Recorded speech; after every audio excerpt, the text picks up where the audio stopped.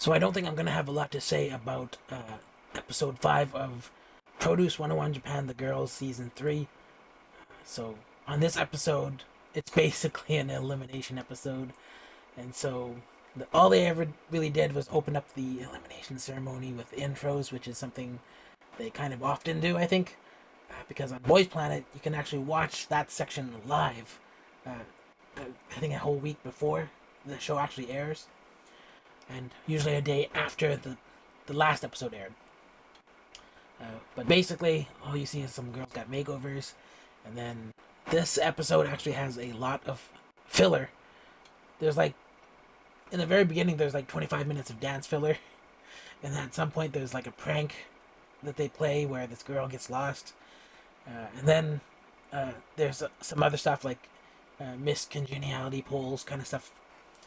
But anyways, in terms of the actual eliminations, it's not really a lot to say about this episode except to just touch on a few things. I think first they announced who was saved, and they worked backwards from 49 to 1, which I think is kind of a good thing because to some degree, if you were going from 1 forwards, then not only would people be scared of not making the top 50, but also having their self-esteem slowly lowered because their like rank, which was supposed to be higher, is just kind of like getting lower and lower. And so that was kind of one way to do it, I think. Uh, and I think that other than that, I do think it's kind of sad that the maximum number of people suffered for as long as possible because they did just show who was saved rather than just eliminating people. But I kind of understand why they do that because if they just started eliminating people right away, there'd be someone who'd be upset there and then crying throughout the rest of the episode, right? It was just kind of something that had to happen. But anyways, we get through all 50 of the top 50, and then there's a top 11 announced. Something I've noticed is that I think the voters on Mnet style shows, this kind of Produce 101 style show, I feel like the voters are more gamblers than judges. In not in that they're making random choices but more that they're kind of backing a horse from the beginning and then kind of riding it to the end. Whereas I think that maybe only 1 out of 10 or 1/10 of voters total are people who actually maybe change their minds based on performances. And maybe that maybe that 10% is kind of the true wild card that you see in the results here because when it came down to it, like the top 15 basically didn't change except for one person, which was Aita Rin. And you know, Aita Rin is the one who her whole team was sick, and she basically had to learn the choreo through several, like I guess, days or weeks. And so, because of that story, she bumped from 36 to 11, which puts her in the top 11. And so, I feel like at the very beginning, at least, there's only 1/10 of people who are voting on merits, and then there's gonna be like some people voting who are a pre-existing fan base, and then there are just people who randomly chose, and or they chose based on something they liked, like visuals maybe, or vibe checks, and they back that person all the way to the end. Because what we are seeing right now is that from the third week, the votes didn't really change much, and then if we look back into even the second week, there's a small, very small percentage of change in the top 11. And so, uh, basically, I would say it's not until we start to eliminate even more that we start to get something called, well, not really, not necessarily, it's not necessarily a revenge vote, but it's more kind of like people who are backing someone else are now shifting their votes. And what I find when that happens is that the people who have lost people from the top, from the bottom 51 to 96, those people are going to start re. Some will probably stop watching, but some will move their votes to people in the top 50. And then it's going to happen again when they go down to 26, and it's going to happen again. as they whittle it down. And so, but I don't really think the top 11 is going to change much other than that, because I do think that some of the top 11 are very merit based. In fact, a lot of them are. Some of them, uh, uh, maybe not, maybe more visuals. But anyways, that's pretty much all I can say about it. There wasn't really a lot that happened. In the end, my original top 11, uh, of those top 11, which I was kind of, and that's just based on like 1 minute intros and just looking at a few fan cams of the Signal song. In my original top 11, two were already eliminated. And that includes the one that I was most sure about, the one I liked the most, and then one that I was least sure about, which is Suzuki Reina.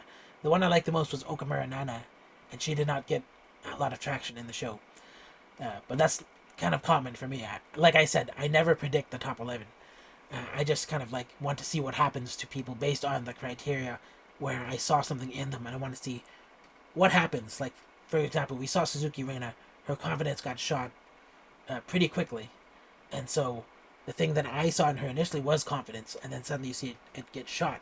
And so you never know why people are able to put on a sense of bravado in the beginning, but then later on they lose it.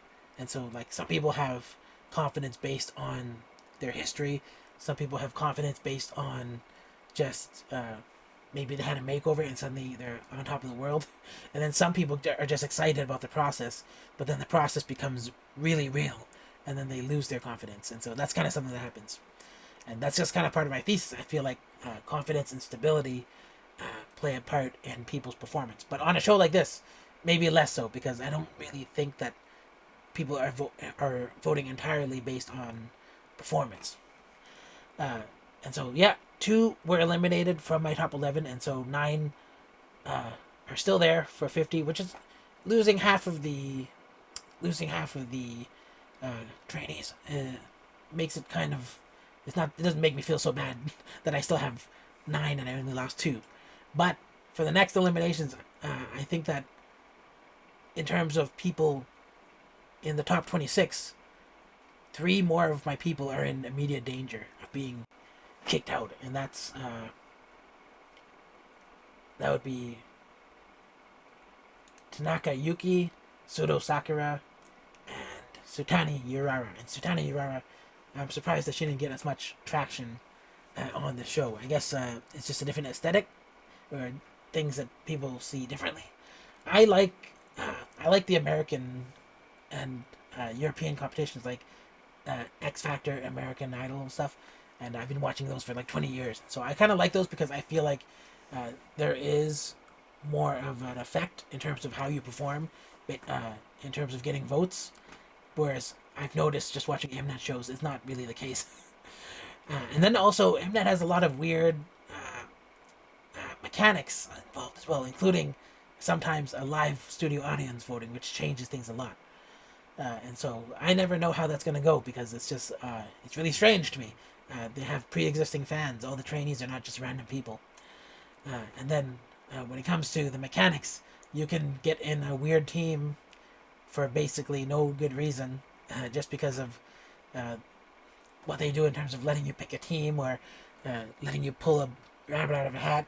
Just like random mechanics that just decide your fate on this show. So I don't believe, whenever I watch these shows, I don't believe that the 51 to 96 had a fair shake.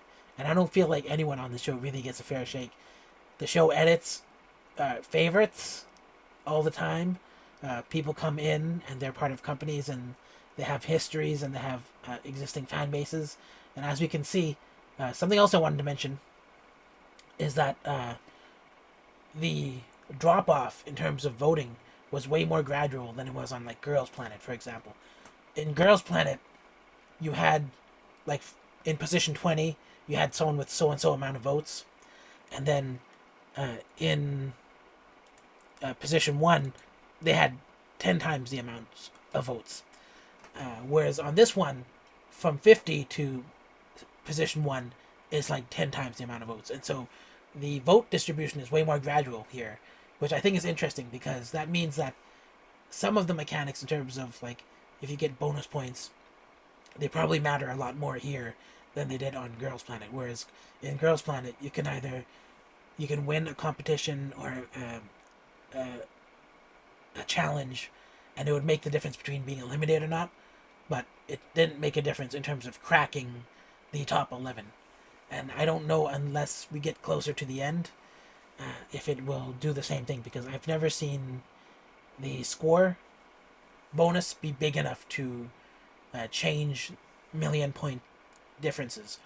Also, in Girls Planet, I don't think there were as much votes as there were on Produce Japan. Produce Japan seems to have legitimately like millions of votes, whereas in Girls Planet, it's probably like three, either 30,000 or 300,000 or something. Like it's not as much, but they change. They rank the votes differently, and they do some kind of score scaling as well. So they say you get like a million points, but it's not actual votes. It's kind of like it has to do with like your scoring and other stuff. But anyways, I guess that's pretty much it. Not much else to talk about. I don't want to talk about the filler because I'm not interested in the filler. I noticed that some people in the chat were like, "Is this show only 2 hours long? Why?" They wanted a longer show, but I was like, I don't really want to watch all the filler, and I feel like it's cruel to have a long elimination ceremony as well. And so I just kind of feel like they should have just kind of said this is the top 11, and then just like show them their ranks and then have them talk and react to it in real time, and then just end the show kind of earlier. But that's just me. Anyways, I guess that's it.